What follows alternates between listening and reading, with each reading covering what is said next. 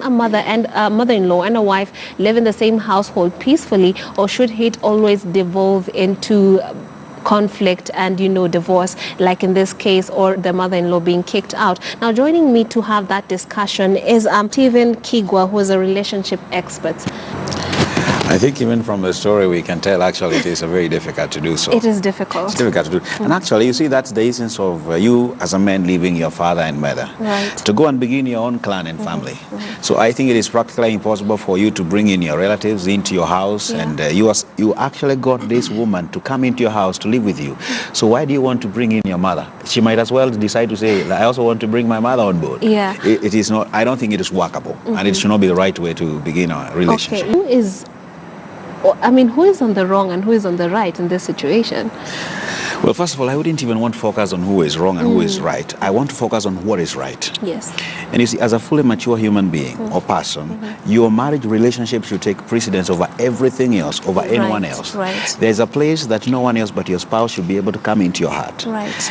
And they should not even be begging for your attention or your love. In fact, I would encourage women, if you are begging for love and attention of a man, do not even do that at all. Yeah. Because if he doesn't think that you are valuable and worth enough to make sure that he gives precedence to the relationship that he has with you, then he is taking you for a ride. Yes. But I think there are special cases like you mentioned, like if a parent is sick, for example, you see that's a special case, and this parent is not coming here to live with you forever.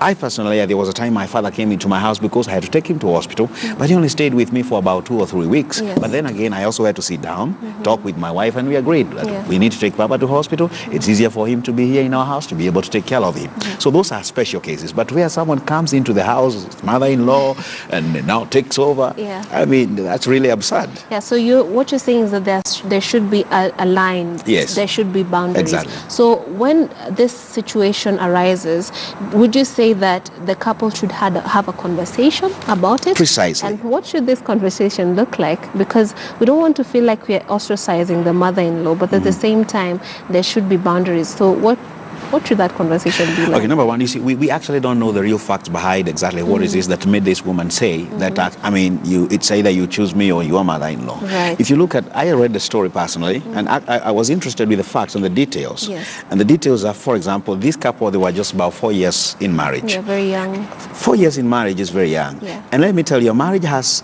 stages in growth. It grows just like any other entity. And the 4 years age, it's actually at the infancy stage. We might look at all these issues and find it was so silly that they actually parted over that. But let me tell you, in marriage, nothing is silly. Nothing is simple.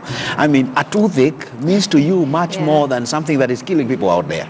So these issues, what they should have done is should have sat down. If it was, for example, the special cases we are talking about, maybe the mother is bankrupt, or maybe there is she needs medical attention. They needed to have sat down and discuss, my mother will be here for how long? Yes. How are we going to do it? Okay. Yes. And now, who should be the bigger person in this situation? I would think it is the mother-in-law who should be the bigger person and ensure that she is not a problem in the relationship.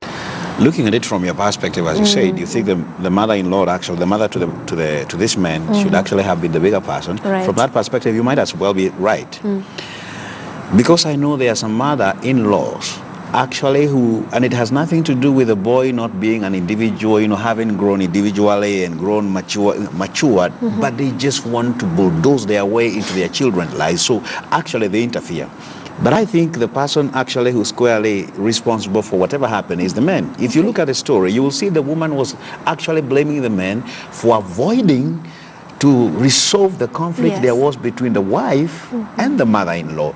In fact, the word is you avoided resolving these conflicts. And anytime in marriage, anytime someone is trying to avoid something, it doesn't disappear. It actually becomes a monster. So the man should have taken responsibility, because there is no doubt that in our context, in our African context, even from a biblical perspective, it is obvious that the woman leaves her home.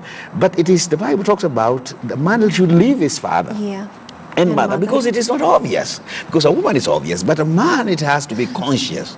But then, like he says, we shouldn't dissociate ourselves from the family. Because I also know of cases where there are some women, or I know some women complaining that my husband is calling his father or his mother, as if that is a crime to do. So there is also that wrong notion that you're supposed to disconnect, dissociate, and divorce completely from your extended family. Yes. Of course, is this relationship then doomed if that is the reality?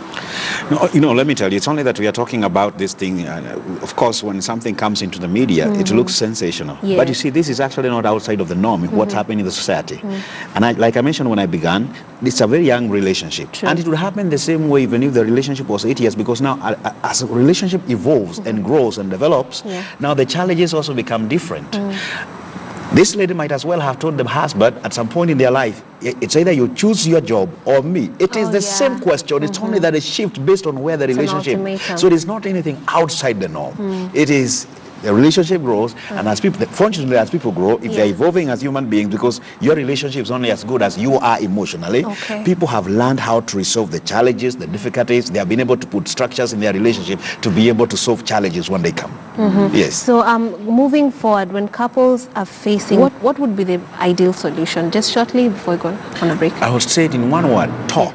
Talk, open talk. The problem with people in relationship when something happens is that people are afraid to talk. They are afraid to communicate their true feelings because of fear of being victimized, because someone will be looking at you with a lens of biasness that you are saying this because this is my mother, not your mother, it's my father, it's my brother. So they need to talk openly, and they need to have someone maturer than them on board who can actually help. Relationship is not a place you try to flex your muscle as the man or even a woman, because nobody brings in more than the other. Right. You contribute to the relationship in equal measure, because you cannot make a marriage relationship alone. So you cannot say, I deal with it myself. And again, even if you do that, what is informing your choice and decision? It is your own value system, which again may not necessarily be correct. Or might have been imparted by the said mother. Exactly. So So you might be inclined to side with his mom anyway. Mr. What advice would you give him?